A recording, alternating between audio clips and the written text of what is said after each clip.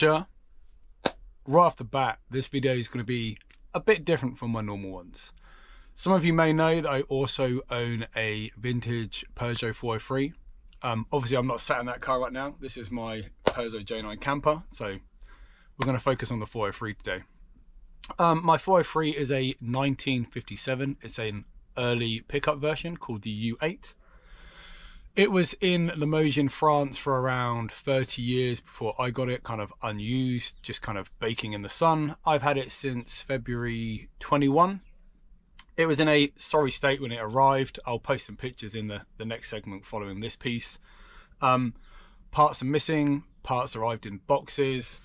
There's other bits which just need to be fabricated, but I have sourced a lot of the parts like windscreen, glass, floor pans, bits and pieces like that. So I have most of the bits I need to move forward. But anyway, that'll be in a future video. The aim of this video really is just to see, will it run? It hasn't been started in a long time. It's very old, corroded. The technology is probably outdated in there by a long way. I don't think anything's been maintained by the previous people or by me. So let's get this video going. Hopefully you enjoy. Also, my dad and I have spoken about this for a very long time, so he's going to join me this one. So the other guy you see is my dad. I'm looking forward to just spending a bit of time, having some fun, doing something a bit different. Hopefully you enjoy. See you in the next bit.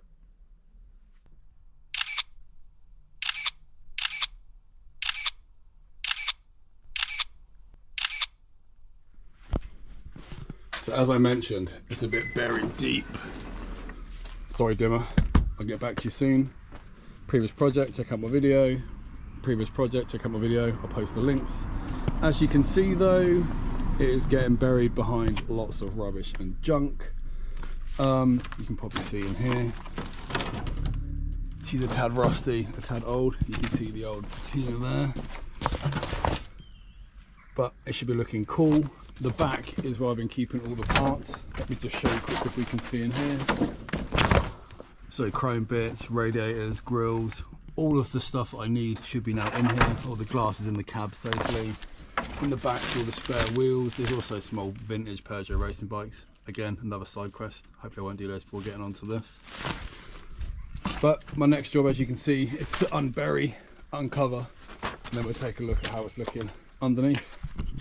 Wish me luck, it's going to be a bit crazy.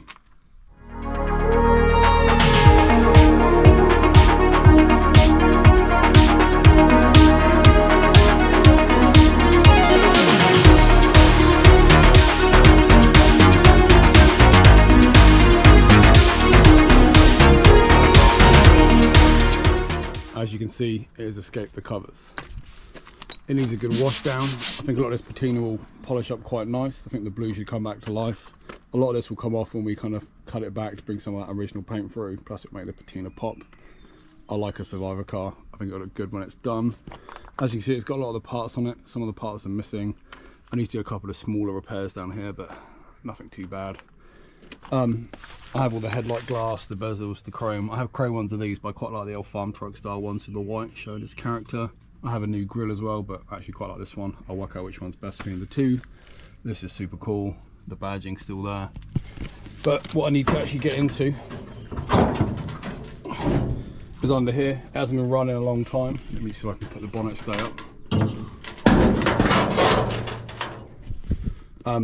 Sorry about that, was really loud. I need to get in here and start lubing some of this up so I can get into it. I actually want to do a will it run so I can get it running. I need to lube all the hinges as well to make the bonnet open easier. But as you can see, it's pretty complete. My aim now is to just kind of tear into it and then see if I can get it to run. I'll probably try and film that and post that also. Fingers crossed. That's a bit tight in there. What's that white in? That's right down, isn't it? Yeah, it is right down. You need to clock it so where's the mark? We can't see the white, that's the white mark. It needs to be more around that way. Yeah, I'm just trying to slot for that to drop into. Let me put some water in. Oh, I'm impressed. After putting that in yesterday, it only leaked out that one pipe. But the hosing on it's like that kind of weird. They're not even rubber. I think that's gone right in, so that's not gone in the engine. Is it because this might have moved slightly?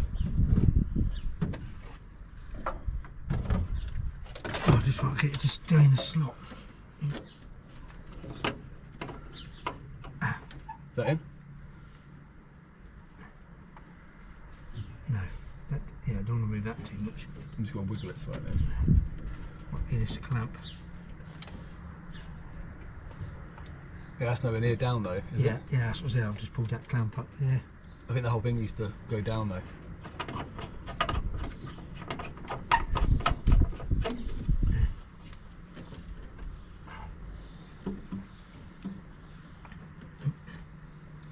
Yeah, look at that, you've got about an inch to go, about a centimetre to go. That's got this job. I was putting the thing in. Yeah, it can only go one place. Okay, let's try it there and see what it does. If it doesn't start then, will that be 180 out? I mean, I haven't turned the fans to turn the engine over, if you know what I mean. No. Right, No, if I've moved it like an inch. Yeah, no, that'd be fine. That can only drop in that slot one way. Yeah. So if you lift it just a bit out, look, if I lift it up. Yeah, no, I see what you mean on the bottom. Yeah, it won't. You can't lock it in the other way. Yeah, it's not gone in. So when you do that, it allows it to go right in. So it's now locked. That's cool, that's cool. Let's try it there. If we do that up quickly then. I'll drive your wing off for you. Look, the rain makes the patina pop. That's what it's coming across the core, but you're right, where it was earthed out.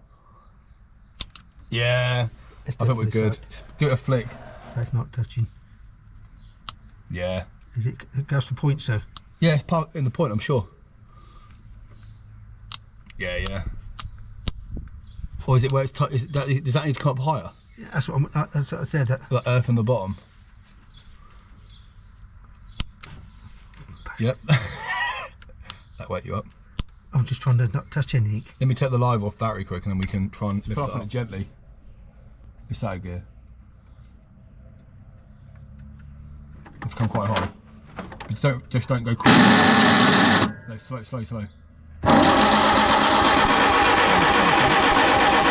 Yeah, I don't think it's sparking what it's meant to though.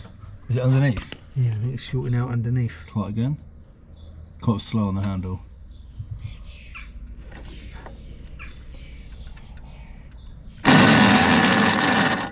Let's try again.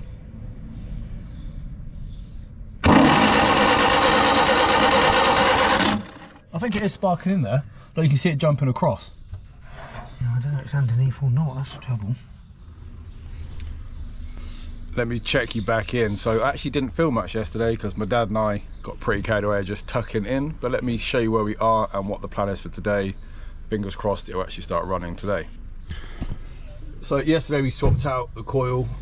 This is obviously a replacement one. I think this one does actually work. We put it through the voltmeter, it seems to be okay, but I know that one is a good one, so we're going to use that one for today. Then we'll just try swapping back once it runs. You can see down here the Dizzy's out. That was a bit of a fight, but it came out. We just had to release all the pinch bolts, then work it out. It's been in there a long time. Clean the cap, just to give that a chance of helping it fire a bit later. This is now all freed up and moving. Throttle obviously down this side. We've also got it turning over by hand. It's still really tight. It doesn't seem like it has much compression, but let's see what happens there. Also, it's got a really funky throttle. So I think I mentioned it earlier on, and I'll put some pictures up in the video somewhere, but there's no ignition on the column. It's just a mass of wires. That was one of the issues yesterday we had to face, is work out what wires went where and what was tracing back, so we could actually find the ones we needed. Luckily, I don't know if you can see, for each of the numbers, we'll get you right in it, is actually numbered. Each of the cables is numbered, which helps you kind of trace down where they all go. But there's no ignition, as you'd expect. And on the bottom of the starter, there is basically, I've wired up down here, excuse the bit of rope, that's all I had, there's no wire. If you pull this cable, there's a kick on the bottom of the starter. Let me try and show you. If we'll see from this angle, you see that little spring there? I can't really get in, but you see a bit of rope here. This bit here goes up and down. That then engages the starter. That's now wired in, but let me just show you back now in the garage where we are on the next steps. Come for a walk. Sorry, dimmer. So back in the yard, this bit here, as you can see, the condenser we think works, but I have got a couple of spares, we can swap that if we need to. In here though, all this wiring was completely rotted out and knackered, so we've cleaned all the in here.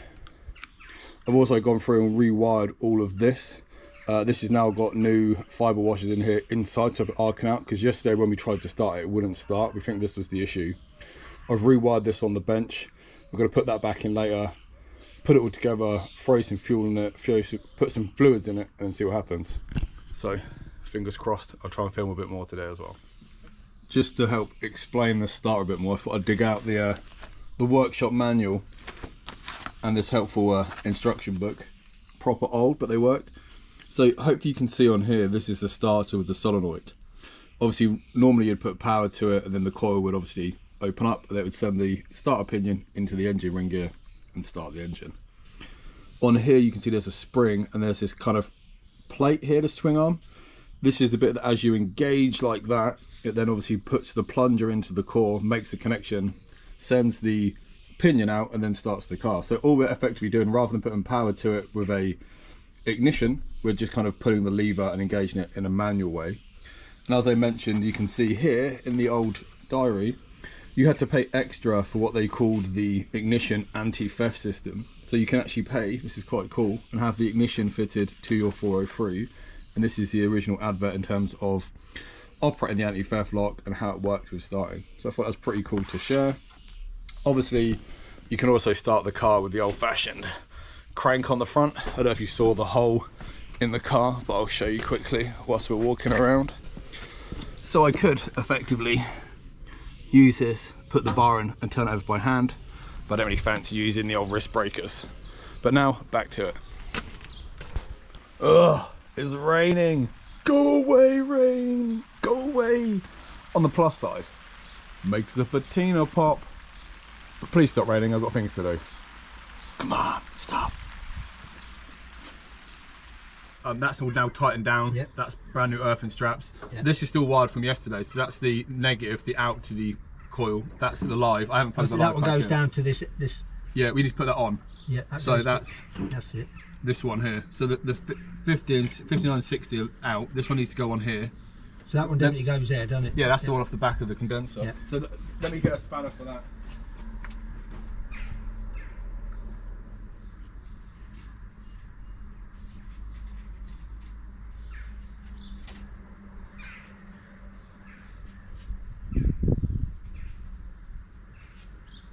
Trouble with raining, all the tools are back in the garage. So that definitely come off there to start with, didn't it, that one? Yeah. It's loose, it's not tight. No, yeah, I didn't do it up. I said, we don't see it running, I said it's not going to be used. I say engine's coming out. Yeah, it's just want to see if it will actually run. I said just after we know it last one over 30 odd years ago, I said it's just that. I said it all turns over. Yeah, God knows what they can. It stands over way too easy. I said, you probably turn it over your finger. It's not a very long compression. There's not hardly anything there. I said, we just want to see if it will go. Just out. I said, if it does, it'd be handy if you got to move the bloody thing. Yeah, well, at some point I'm gonna have to move it off from out here. It's parked diagonally. Hang on, we need to hold the inside out, don't we, as well? Oh yeah. There's one in here. A pair of pliers in there. Needs to do that one up.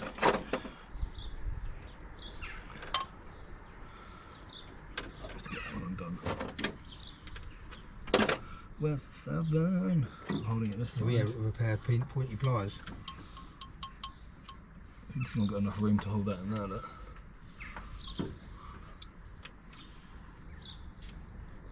I didn't tighten up because I was going to show you on the bench where I put the wash in the middle.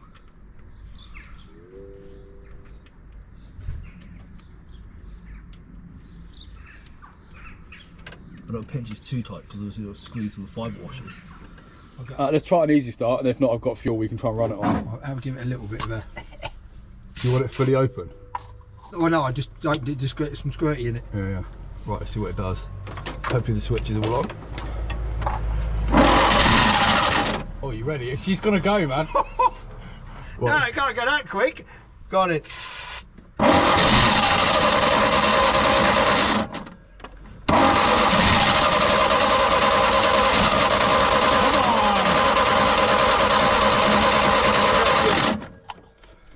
bit of fuel.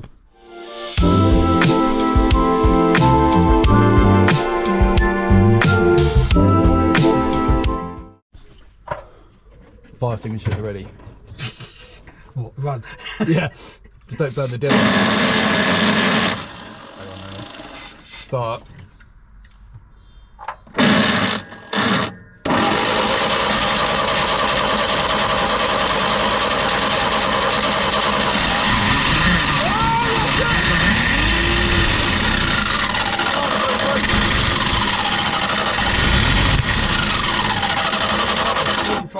Oh, here, that one. But let's start it again, you ready? That was so close. Starter's got like 1, 2 Mate, for it that works. flames, mate. I'm over it. I went.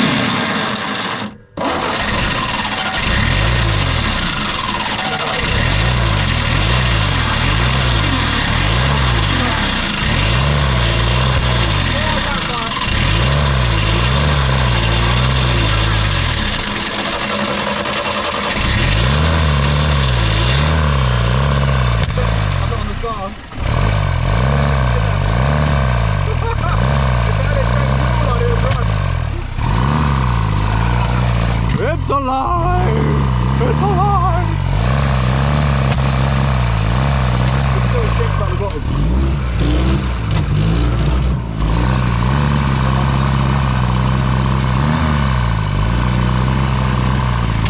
Yeah, if it goes straight through, it'll run.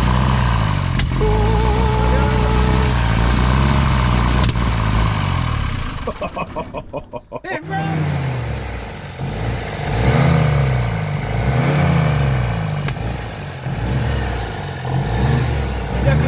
Rebuild.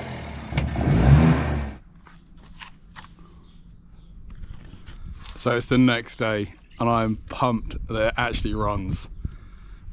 I was hoping it would, but yeah, it's pretty cool that it does.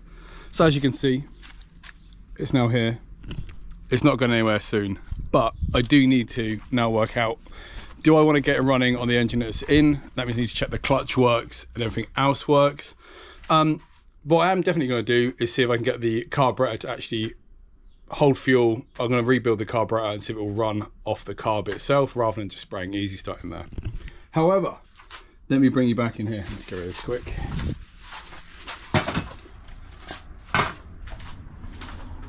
There's two different types of carburetor. You've got this one here, and then you've got obviously the Solex, and then there's mine, which is the Zenith. Having a quick look on the old Fleece Bay, there's hardly any parts available for this. There's no rebuild kits apart from universals, and it's definitely not a gasket kit that is specific for the Type 34 WI carburetor. There's lots of Solex ones, so I might try and get a whole Solex carb set up and put that on, or just try and take this one apart, clean it up and make some universal gaskets and bits and pieces. I do want to see if I can get the car running, like I said, on the carb. So I think the next step is I'm going to strip down the carburetor and then get that running. I probably won't use the inline fuel pump that's on the engine that runs off the actual engine itself, because I don't know the condition of it, I don't know how much crud's in there. So I'll just run a standard 12 volt powered fuel pump and then just run it off a separate fuel line and fuel tank for now. So I'm going to leave the video here. I'm going to buy myself order some parts and then I'm going to try and get it running in the second video. But I am proper pumped that after 34 years, it actually does run. It's pretty cool. And it ran really well as well. Anyway, on to the next video. Cheers all. Just want to add one more bit actually before we finish the video. A big shout out to my dad. Without his expertise on the old school knowledge, it probably wouldn't have been possible. I'd have got there, but it would have taken so much longer. It was also super fun to work with him and just have a bit of a play around with some old junk in the yard. So cheers, Dad. Appreciate your help. Thanks. Bye. Bye-bye.